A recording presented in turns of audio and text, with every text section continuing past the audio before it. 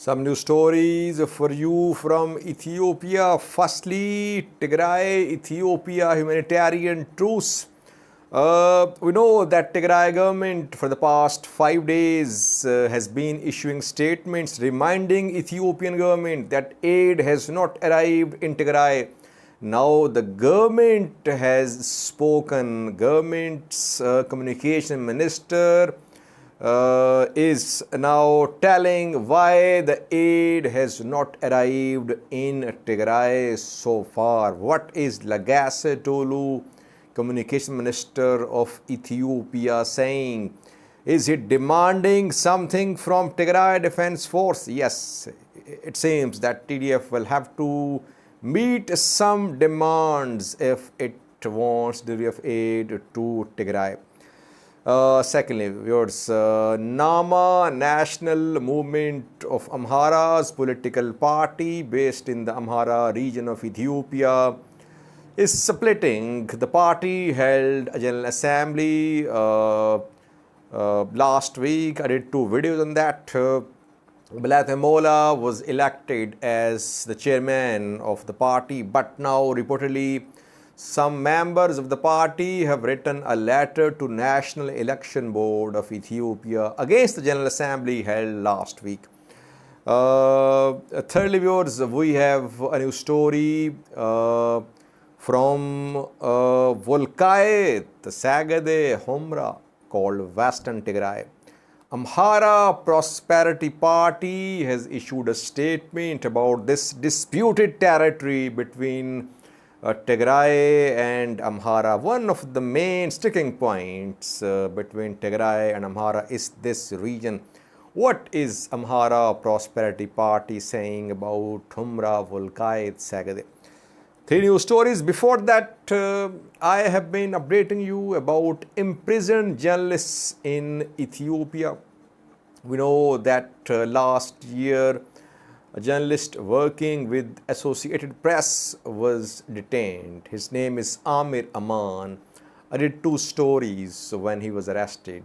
He and his cameraman Thomas and Diga were arrested. Why were they arrested? They reportedly interviewed some OLA members, Oromo Liberation Army members. He was charged with promoting Oromo Liberation Army. That's why he was arrested. He was charged with terrorism. Then we saw statements from the Associated Press, from international journalist bodies. I think we saw a statement from the US government as well. All were calling for the release of Amir Aman and Thomas Ndiga. Reportedly, he has been released. Today, an Ethiopian court granted him bail for some 60,000 Ethiopian birrs. So he has been released on bail, but he will not be able to travel abroad. Case will continue against him. Hearing against him will continue. He will not be able to move out of Ethiopia. He will remain in Ethiopia. International pressure seems to be working. That is why Amir Aman has been released. Why is that Tamrat Nagra has not been released so far? Because we are not seeing the same amount of international pressure upon Ethiopian government in the case of Tamrat Nagra. That is why he is still in prison. And secondly, he was very vocal against Eritrean government and against Oromia regional government. We are seeing calls for his release mainly from the Amhara region. Ethiopian Human Rights Commission has also been speaking in support of Tamrat Nagra, but he is not being released. Amir Aman has been released. Now 3 news stories. Firstly, Tigray, Ethiopia humanitarian truce, which was announced around 5 days ago. Then we saw 3 statements from Tigray government. Tigray government kept on reminding international community and Ethiopian government that no aid was entering Tigray. Ethiopian government is now responding that why is that aid is not entering Tigray. Legasitolo is communication minister of Ethiopia. He has been heard saying that aid did not enter Tigray because of fighting between Tigray fighters and Afar forces along the road which connects Samra with Mekelle. Definitely he is talking about Afar region where there is deployment of Tigray Defense Force, and TDF is not withdrawing from Afar. We have not seen any signs of the withdrawal of Tigray forces from Afar. So he is saying since there is fighting in Afar region close to this road along which aid trucks will move, that is why no aid is entering Tigray. That is what Ethiopian government has been saying for the past 3 months, that aid delivery to Tigray is not possible because of fighting going on along supply route in Afar. TDF says that it's Ethiopian government's responsibility to deliver aid to Tigray, but at the same time TDF is not withdrawing from Afar. And we know that close to Abala clashes were seen yesterday as well. I confirmed from the ground. Situation is not peaceful along this road. So how can aid be delivered to Tigray if there is ongoing fighting in Afar? And WHO also said yesterday that it was ready to send its aid convoys if warring factions guarantee security.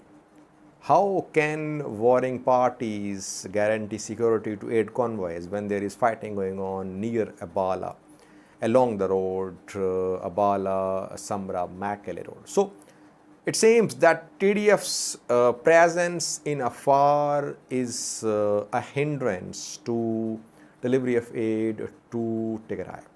TDF will have to reconsider its position, I think. TDF might remain in Welkait in North Gondar, but if it does not withdraw from Afar, or from at least from Abala, Rabati and Mekelle, if it does not withdraw from these places which are close to the aid route, it would be difficult for Ethiopian government to convince Afar regional government for delivery of aid to Tigray through its region. Though Awul Arba reportedly agreed that aid may pass through the region towards Tigray, but he has been under pressure from both sides. He is under pressure from Ethiopian federal government, who wants him to agree to aid delivery to Tigray through Afar. On the other hand, he is under pressure from locals as well, who do not want any deliveries to Tigray through Afar. So he is in a difficult position now. Let's see. Now Ethiopian government has made it clear that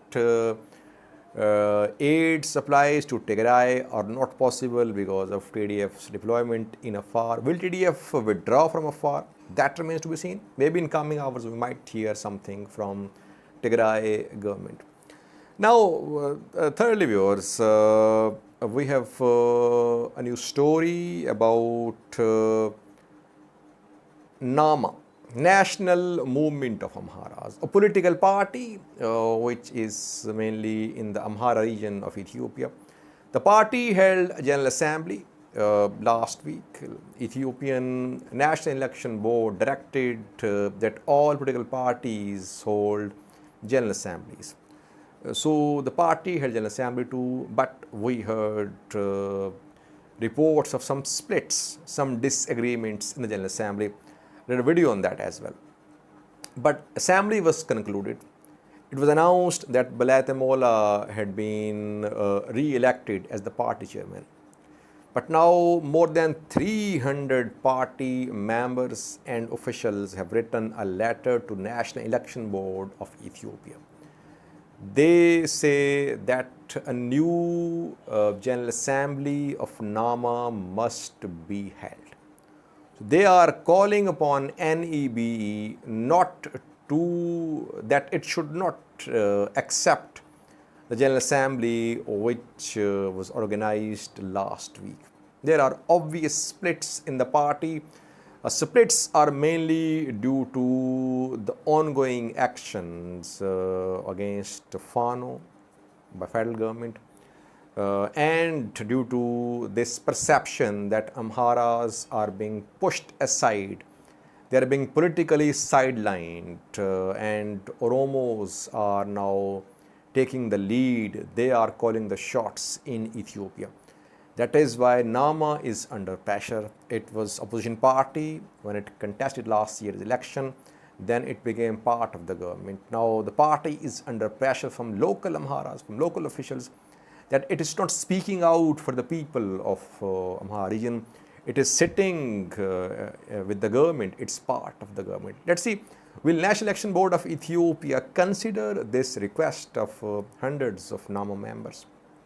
Lastly, viewers, we have a new story from Humra Wolkait Sagade called Western Tigray, long-standing disputed territory between Tigray and Amhara region. Amhara Prosperity Party has released a statement about this region. What is the party saying? Party says, Wolkait is the beginning of our struggle, the sign of our unity, and the symbol of our freedom. You see that Amhara Prosperity Party is in no mood to withdraw even an inch from its position about Wolkait, Sagade, Humra as well. We have been discussing in previous videos that one of the main sticking points to peace in Tigray in Ethiopia is this area. Amhara Prosperity Party's youth wing has held a discussion about Wolkait. Another discussion is expected in coming days. Message is very clear from the party that there won't be any talks, any negotiations about this region. How will this crisis come to an end if there are no talks about Humra Wolkait Sagade? I am unable to understand. When I say that there should be joint control of this area, peoples, both sides start accusing me that you are pro-Abiy, you are pro-Tigray. But if both sides keep on sticking to their rigid positions, I don't think that the conflict will come to an end. Thank you for watching.